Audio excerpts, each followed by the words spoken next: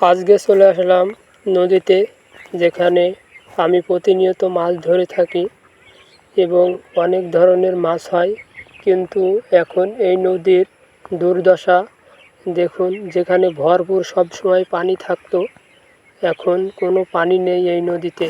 দেখুন একজন খেপলা দিয়ে মাছ ধরছে, আপনারা দেখুন, আপনাদের দেখাচ্ছি কত রকমের মাছ পায়, আপনাদের দেখাচ্ছি।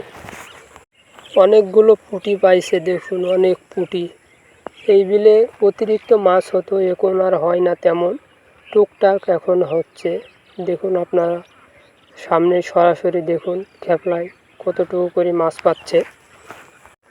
বিলে পানি না থাকার কারণে মাছ সব নেই, হারিয়ে গেছে। এখন অল্প পরিমাণে মাছ আছে, যা অল্প পানি হওয়ার কারণে মানুষ খেপলা জাল দিয়ে ধরছে। এখন মাছ বিলে নেই বললেই চলে। আপনারা দেখুন মনোযোগ দিয়ে, সরাসরি দেখাচ্ছি আপনাদের।